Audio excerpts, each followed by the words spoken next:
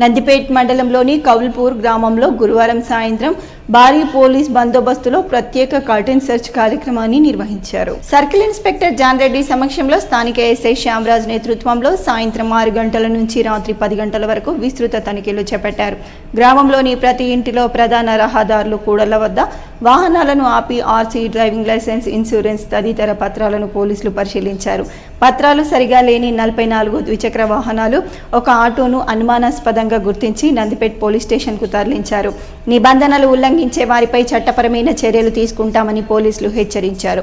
అనంతరం గ్రామ ప్రజలు యువతతో ప్రత్యేక అవగాహన సమావేశాన్ని నిర్వహించారు.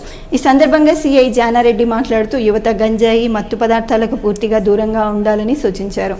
మన ఊరు మన బాధ్యత అనే భావనతో గ్రామ భద్రత కోసం ప్రతి ఒక్కరూ అప్రమత్తంగా వ్యవహరించాలని కోరారు.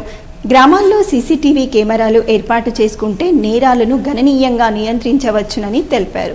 అలాగే ప్రతి ఒక్కరూ ట్రాఫిక్ నిబంధనలు తప్పకుండా పాటించాలని, హెల్మెట్ ధరించడం అలవాటు చేసుకోవాలని, ట్రిపుల్ రైడింగ్ చేయొద్దని, ప్రతి వాహనానికి నెంబర్ ప్లేట్ ఉండాలని సూచించారు.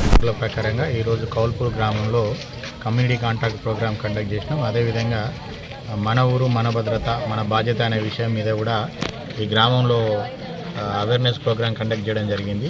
సో దీంట్లో భాగంగా ఊర్లో కూడా కొన్ని ప్లేస్లలో తనిఖీలు నిర్వహించి నెంబర్ ప్లేట్ లేనటువంటి బండ్లను, అదేవిధంగా డాక్యుమెంట్ సరైన పత్రాలు లేనటువంటి బండ్లను ఒక 44 బండ్లను తీసుకురావడం జరిగింది. అదేవిధంగా ఒక ఆటోను కూడా తీసుకురావడం జరిగింది. సంబంధిత డాక్యుమెంట్స్ వెరిఫై చేసుకోవడం జరుగుతుంది.